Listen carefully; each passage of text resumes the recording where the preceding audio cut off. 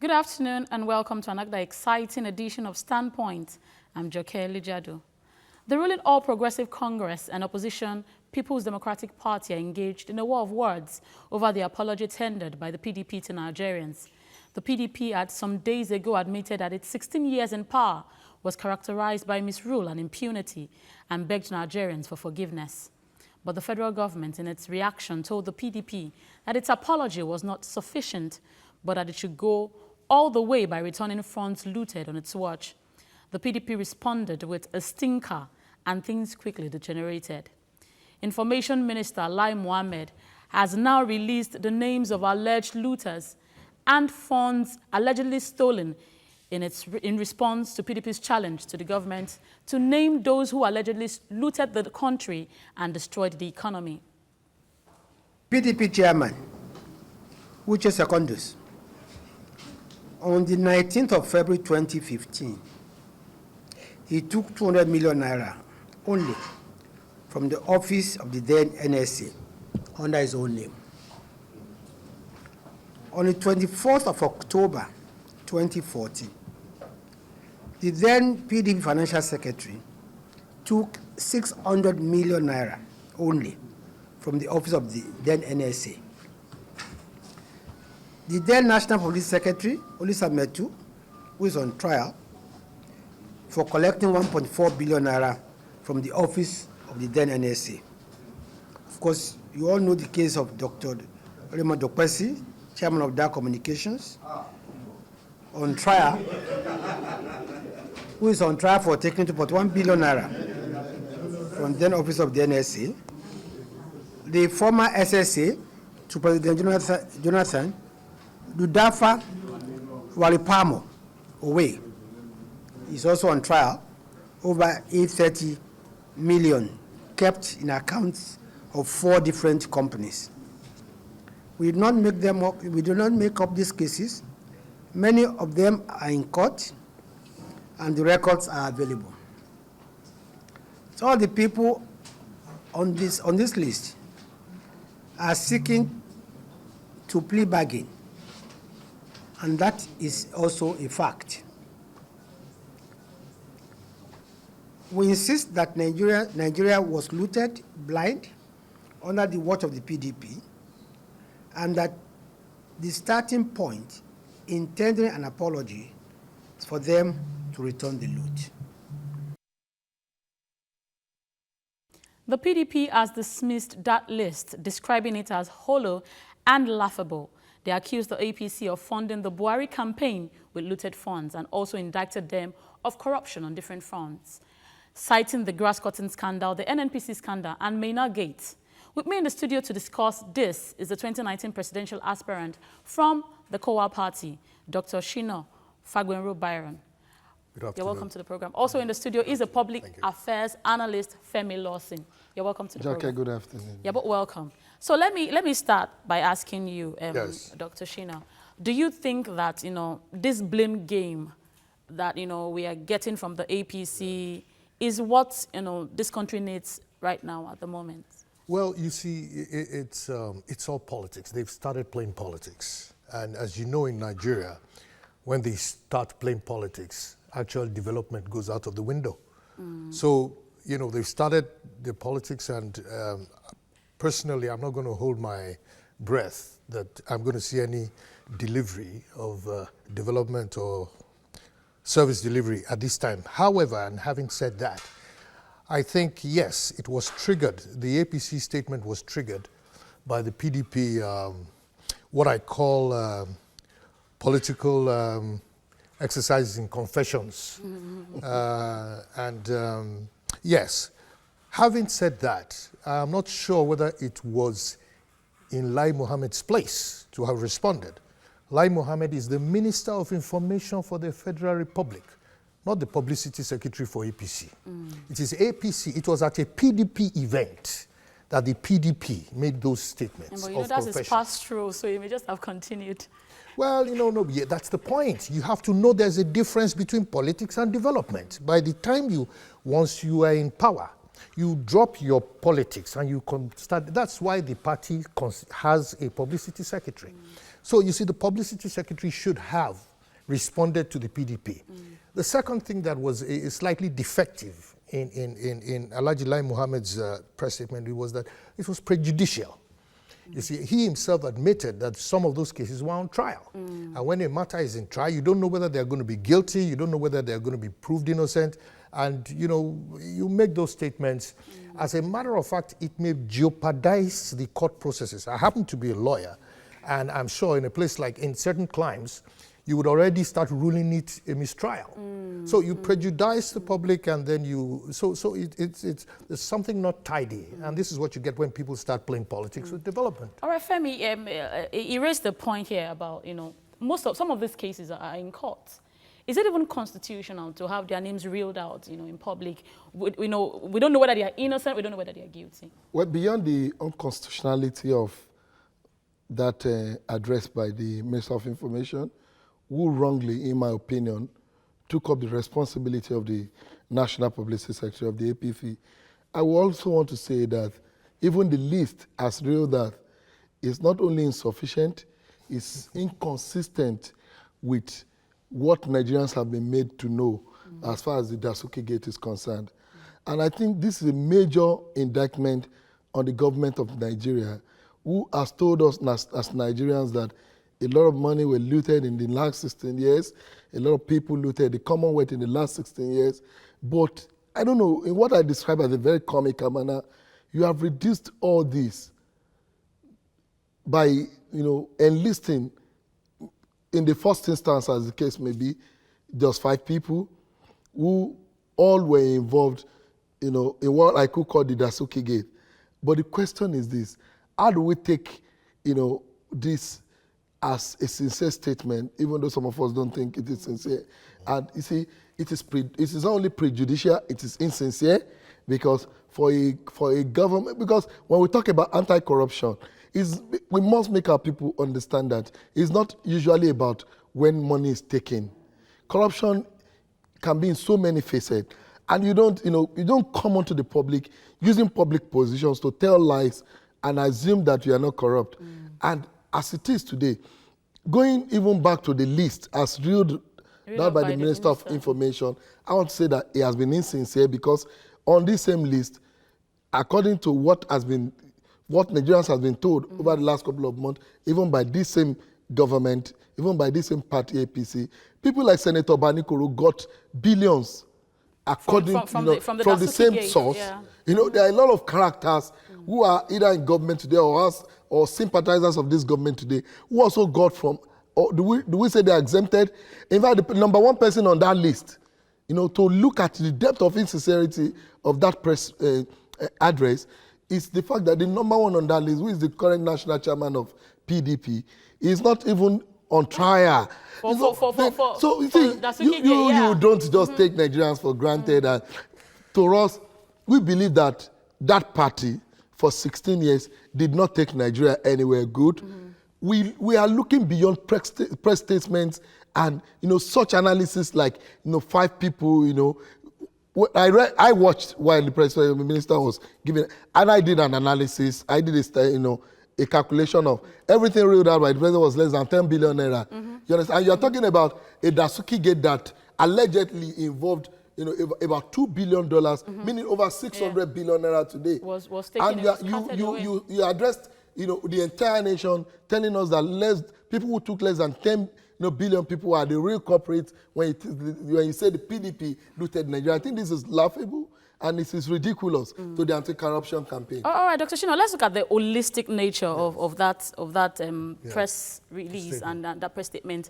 Now, he has raised some points. Now, would you say that people who were wise enough to jump ship from the PDP to the APC are now safe? Since we didn't get to hear any of their names. You see, what Femi said, I mean, it's an eye-opener to all politicians. I think politicians in Nigeria should start learning to take the people a bit more seriously. Nigerians are much more knowledgeable, right? Much more exposed than even many of the politicians themselves. It's clear. I mean, I couldn't say more than what Femi said, except for the fact that, look, You have people. I mean, it's all in the public space. Every issue on corruption has been in the public space. And we know that the fundamentals of corruption starts with impunity and how you manage, or you are seen to manage the state of affairs in any nation. So there can be political corruption, there can be economic corruption. The whole idea is when you misuse assets, whether it is time, whether it is opportunity, whether it is financial resources, for political gain and personal gain, then you go into the realm of corruption. It is true and it is obvious. There are lists of people, but it's not always proper. I try to hesitate in mentioning names. But there are loads of people who we know that are walking the streets, who have been involved in government. But between the APC and PDP, I would just say that the osmosis between both parties is so smooth that you can't know the difference between the two. And that's just the truth. And if Nigerians want a real change, a step change in the direction of development, they know what to do. Femi, do you think we're going to be getting, more lists, seeing that the PDP has also threatened to release, names of people that are culpable?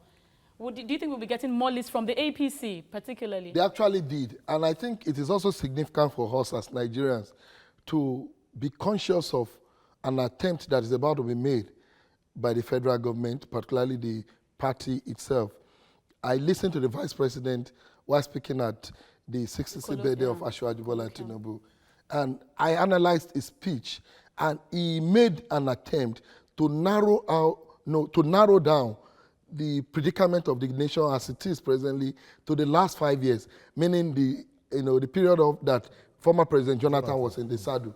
But the truth is that for every objective Nigerian, and even going back to where this government's anti-corruption campaign started, you cannot reduce the anti-corruption campaign and the search, towards recovering our stolen wealth to the last 5 years. In this country, between 1999 and now, we had people, particularly in that party, PDP, who had access to the Commonwealth of the nation. Remember that it is not just Abuja. Remember that these people were governors, they were senators who shared excess from the excess crude account, who shared from a lot of resources accruable to the nation. But today, because they have found themselves in the ruling party, some of them, being sympathetic to the ruling party, we think it is proper enough to just exempt them. I think it is going to be a major blow on the anti-corruption campaign and a very sincere approach towards, this step being taken, particularly by this ruling party, must involve every person, irrespective of where they were and where they are now, who have been involved in corruption in Nigeria, who may have been suspected. And it is not enough to just suspect people. The laws are there. Bring these people to trial. It is not enough for us to continually go to the media, and try people and sometimes judge them, like we're in a court, like the minister did yesterday. We must advance to the, level of bringing people to justice. If you are found culpable, you pay the price. And if the court says no, then it is known to us as Nigerians, truly, you're when it's served, innocent, so it is not enough for us to continue to trivialize this anti-corruption campaign like we're currently doing. It is even more ridiculous than being a media war. It is becoming more trivial that even the ordinary man on the street is not taking it serious, and it's a danger for the anti-corruption campaign. Well, we'll go on a short break now. When we come back, the program continues. Stay with us. Okay.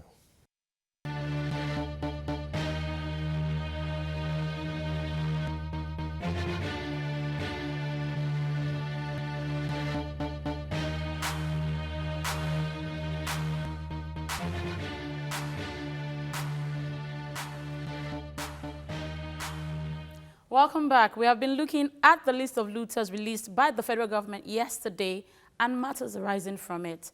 Now, Dr. Shino, before we went on that break, Femi here was talking about the seriousness of the anti-corruption war by the federal government. You would agree with me that one of the reasons why this government was voted into office was because they promised to fight corruption. Absolutely. Now, do you not think that a lot of people would have taken this war a bit more seriously if the president had started with people, very close to him. Do you know?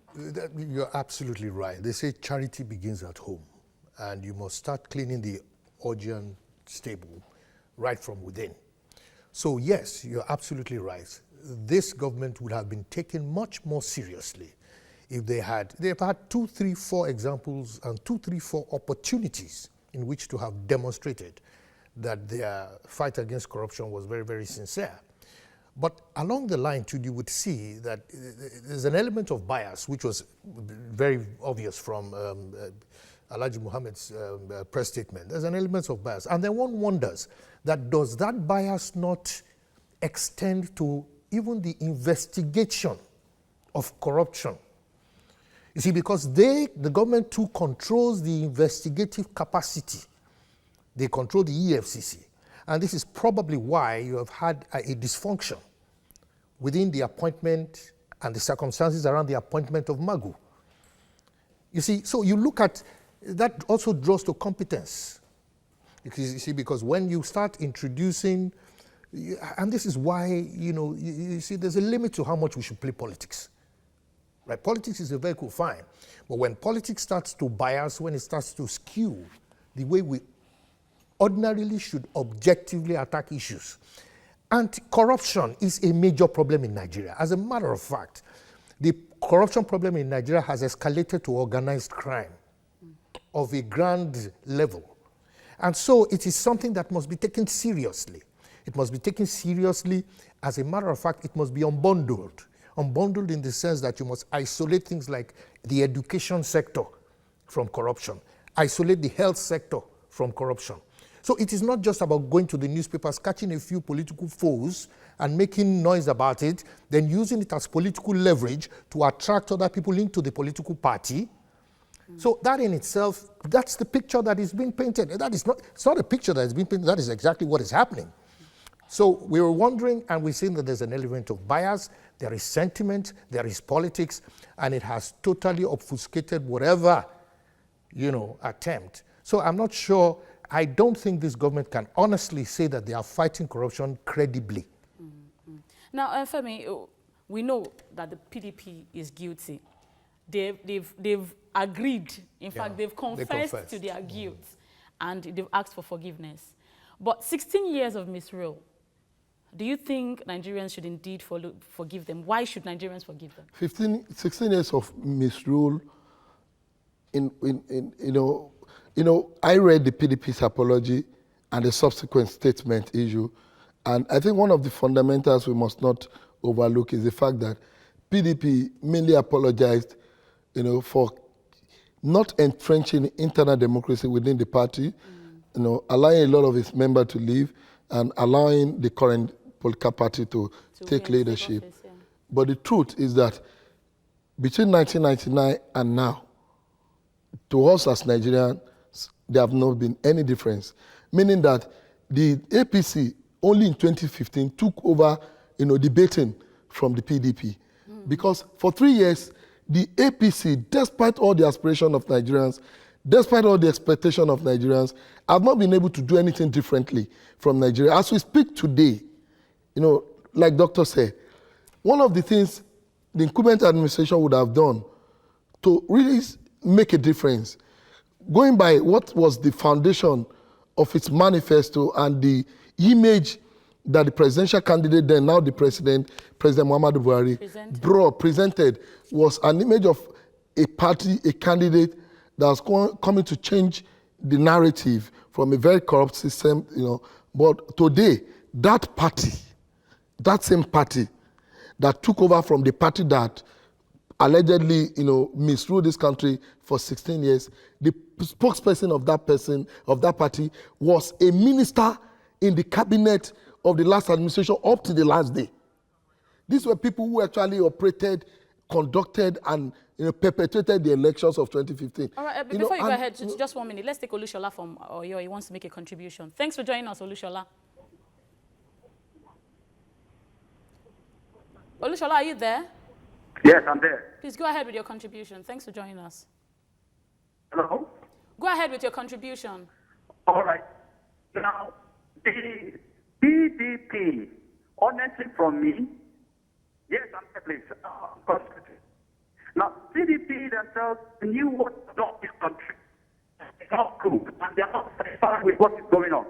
But let us be frank with ourselves. The APC has already not seriously ready for governance. Are you getting me? Now, Lai Mohammed just yesterday.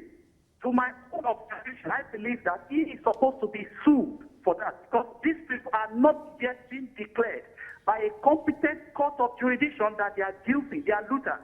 So he has gone ahead and his party and federal government to smear or destroy their integrity.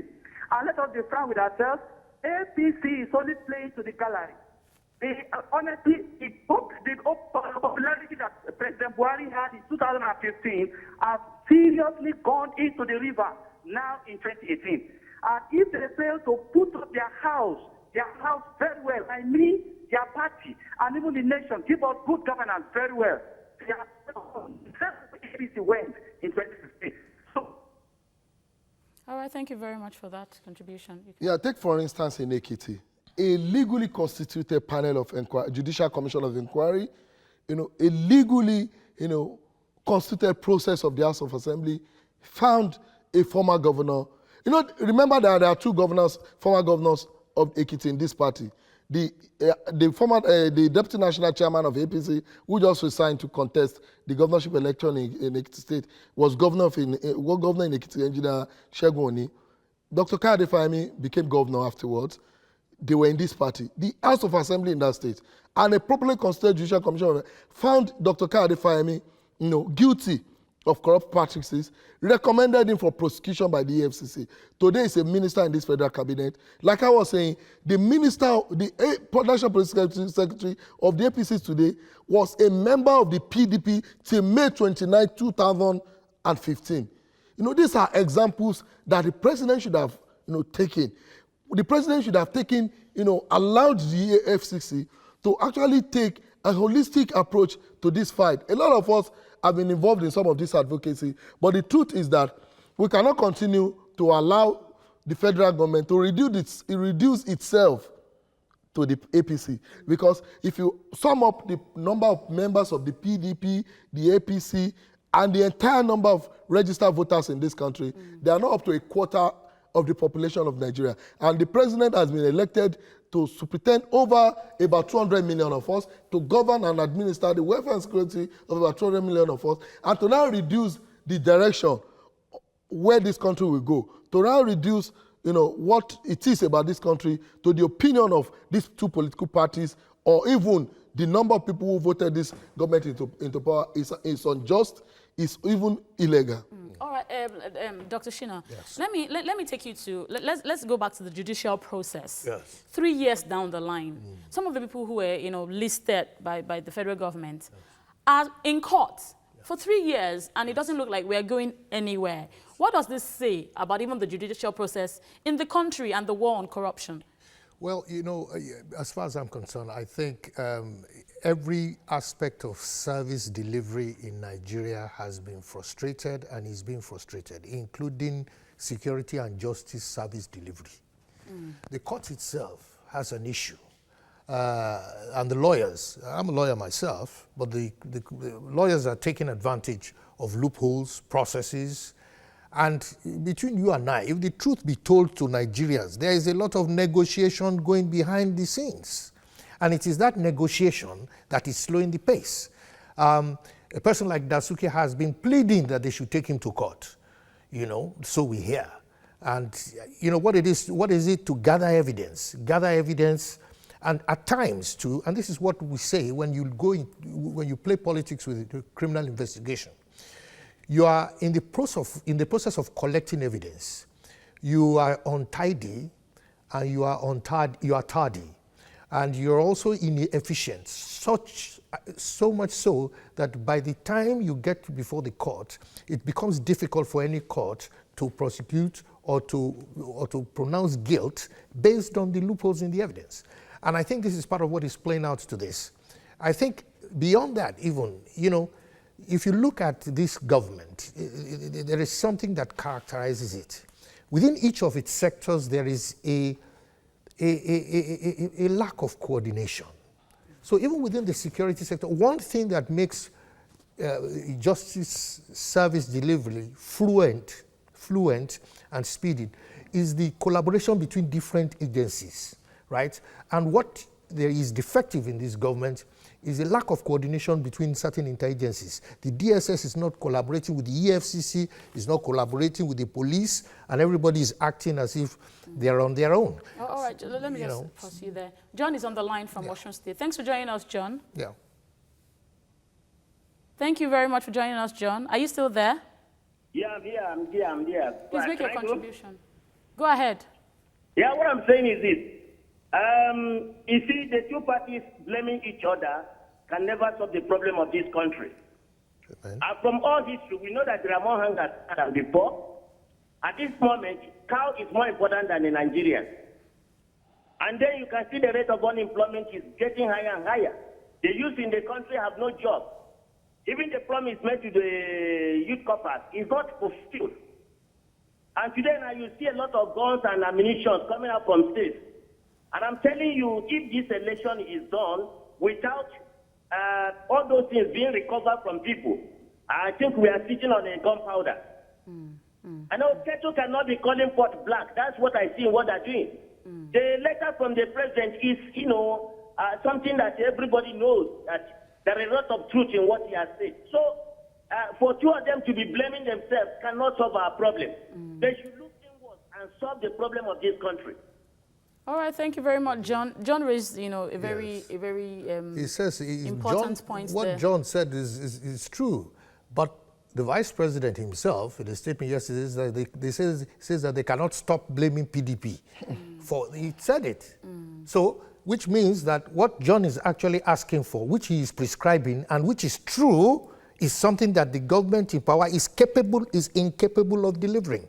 You see, once you cannot stop blaming and focus on your own challenges, right? There's a limit to, yes, you can comment. In solving a problem, you want to find out how that problem got there in the first place. That was the foundation, yes. So to that extent, you need some background knowledge. You need some context. About 3 years of background knowledge. Yeah, exactly. 3 years of background knowledge. Is it taking the whole of Nigeria into the background and putting them in the front runner?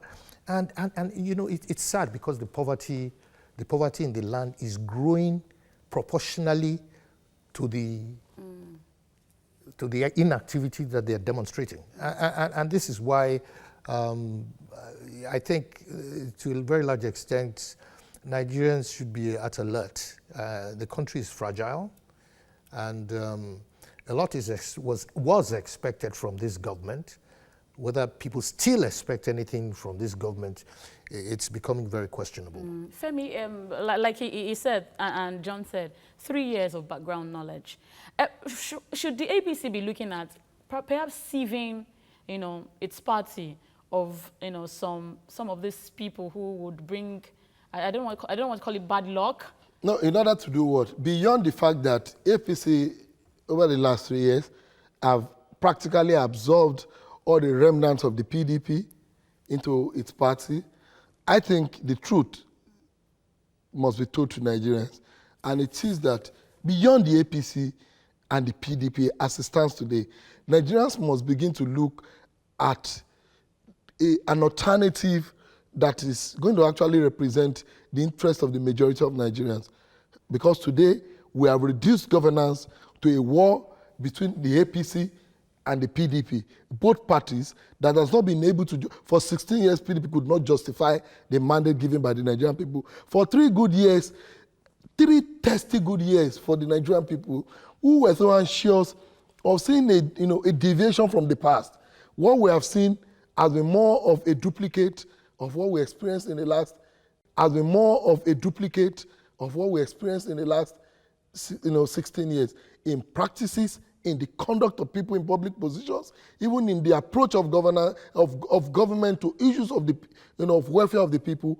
There has been practically nothing different, and that is why the Nigerian people must take advantage of the opportunity that this battle of the 2 elephants offer to actually take Nigeria back. And the people of Nigeria must begin to look beyond the APC and the PDP in all sincerity for now. It is not about any third, fourth, or all the fourth forces, but about a movement that can actually make, create a non-inclusive approach to governance that can make the ordinary people to actually see government as being responsible to him or herself. But as it is today, unfortunately, for 3 years, this government has not been able to do anything. In fact, the only thing this government has been able to do is the fact that this government has been able to sustain the level or its approach towards information and propaganda before it came into power. But beyond that, truly there has not been anything different. But Shina, would it be fair to the APC if we place, it's 3 years besides 16 years? We've not given the APC 16 years. You see, that's the point. You see, the point is this. If the APC were not so loaded with ex-PDP, then that would be an excuse. Then secondly, most of them claimed a lot of credentials.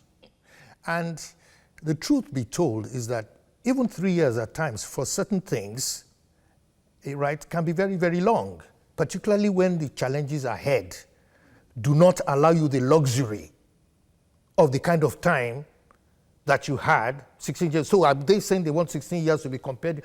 That is not We may doable. want to give them 16 years and just... Absolutely not. But let me say something.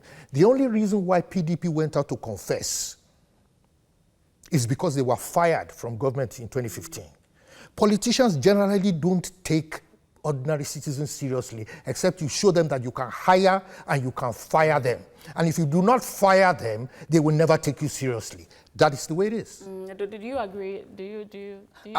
Absolutely. And if we begin to advocate for 8 years, 16 years for APC, what we are saying in essence is that, 3 years is not enough.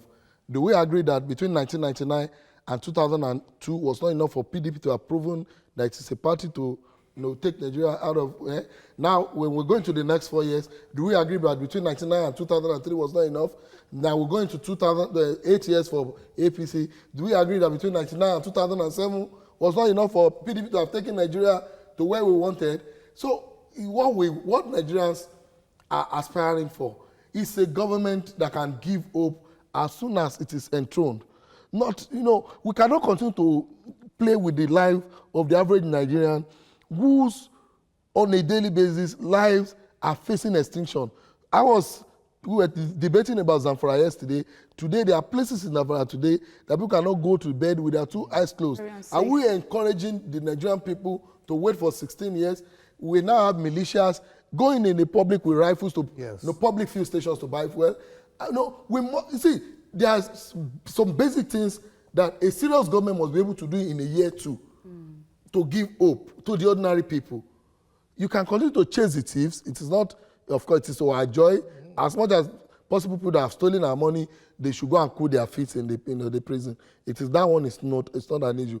But for those things that affect the ordinary people who goes to farm, the ordinary people who goes to the market, the ordinary people who cannot go home with a standby energy, has to go and buy the 4-liter petrol. If we cannot address that in 3 years, we cannot assume that such government is on a path of progression. Yeah. It is the last 3 years has been nothing to write home about. It has been nothing different from the 16 years calamity that we're talking about, PDP. So, all right, let's take Paul from Kano. Thanks for joining us, Paul. Hello, good afternoon. Good afternoon. Good. I want to make a contribution to this wonderful conversation you people are having there. Yeah, please go ahead. Good. What I want to put in is that I want to ask a question. That supposing the APC-led administration did not take over from an administration that looted funds, what would have been their cardinal agenda in the administration? And away from that, if they are taking fighting corruption as their cardinal agenda, then what is bad about that? Meaning that if you are choosing to fight corruption in your administration, does that mean we will not hear about any other thing again? There are so many other issues. And even if you are fighting the corruption, I think the literal meaning of corruption is transparency. To some extent, we do not know how much is actually recovered that is not. Okay. Paul, are you still there? All right. The call was I think the last speaker stole my heart because he made absolute sense. But you see, I think we should put it in real context. It's not about, and it's following up from what Femi said, it's not about APC or PDP or Kowa Party, or it's about the Nigerian people. It is about using the Nigerian people, their livelihoods, their life, and the conditions at which they live, particularly starting from the lowest, as a benchmark to find out and to gauge whether you are actually delivering on governance. So, you know, the point and why both parties have brought themselves to this sorry state is because both of them have inadvertently institutionalized those things. Things like impunity, things like double standards, things like favoritism, things like divide and rule. They have made that their culture. It has become the DNA, and they have defined it as the way we should play politics. And because they have occupied this space. So the entire thing is that because they have institutionalized that, and that it is working against Nigerians. Now, what the parties do not understand is that the majority of people themselves, the masses, are much larger, just like Femi says, are much larger than political parties. Even above political parties, you have movements that are not even partisan. Civil society, huge women's groups, trade unions, intervention movements, the new coalitions or whatever, Revive Nigeria, Nigeria Intervention Movement. Those are movements that are not even parties. They are even larger than political parties. Political parties are just by virtue of the law, by virtue of administrative convenience, and by virtue of democratic design, the platforms which that you throw up those desires from the masses, from the movements, and throw them up, articulate them, and find a way of delivering them to the people. But they must be able to demonstrate capability, accountability, and responsiveness. They should also demonstrate having the kind of skills and knowledge. You see, when I personally knew that this government was not going to be able to deliver on accountability and lack of and anti-corruption was when the presidential candidate refused to come up for a debate. When a man doesn't, anyone who claims to want to serve Nigeria should be able to come out and speak to Nigerians and tell them plans. That is it. And even if you come out and it's not sharp or it's not, you don't have to be an orator. But at least you have demonstrated the fact that you are going to answer the questions of the people who have sent you and who have bestowed on you on so much power. And you must be able to answer their questions. You see, the whole idea is that the people, the government doesn't own the people own the government. You see, and if we don't get that thing right, then we don't get it at all. All right, let's go on a short break now. Yeah. The program continues when we return. Stay with us.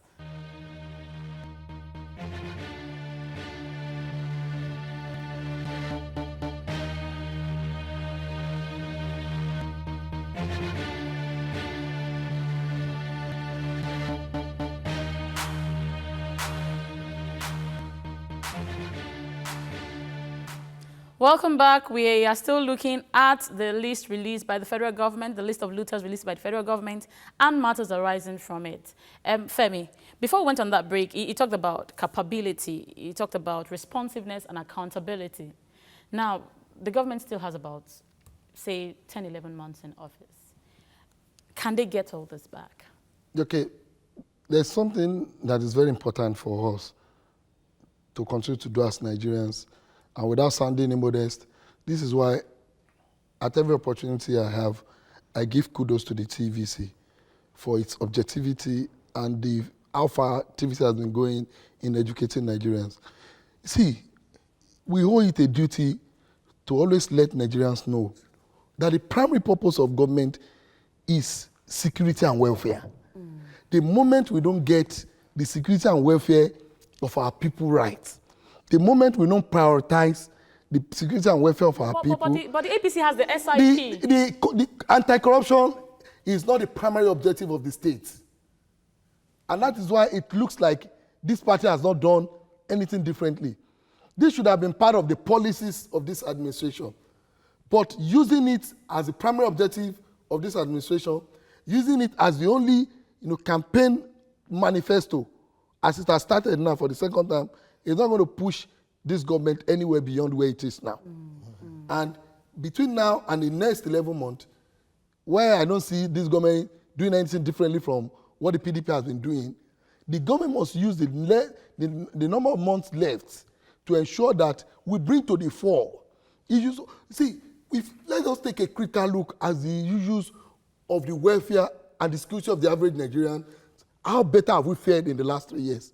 What have we been able to do differently from what the PDP did for 16 years? No, but if you watched the colloquium, you saw people who came out to testify about what they've been doing. In actual fact, most people, with all due respect, including the vice president, deviated from the topic of the BTC 10, to PDP stole, and in fact, at a point they attempted, in another unjust manner, to narrow the looting years in court of PDP to 5 years. The same people who have told us that PDP destroyed this country for 16 years, the same people who have told us that PDP looted this country for 16 years, just because most of those people in that audience were part of the 16 years of PDP. The vice president attempted to narrow it down to the 5 years of President Jonathan. That's another aspect of corruption. These are areas that Nigerians must begin to critically look at. It's not enough for you to just, sweet talk Nigerians.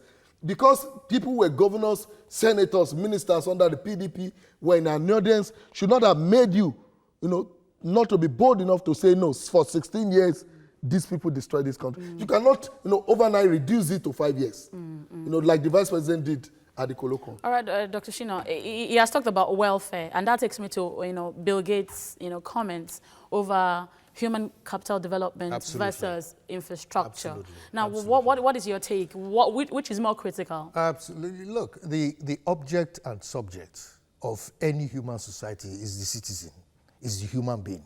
The biggest resource in Nigeria is the human being. If the oil dries up tomorrow and we have a complete desert and the human beings are still here with their level of creativity and they are well organized, we will turn this country to another El Dorado. Because it is the human being that actually delivers. It is the human being that turns crude oil by his thinking to petroleum. It is the human being that puts things together and makes things. So the point is that is right. You don't start your economic development except by starting from the unit.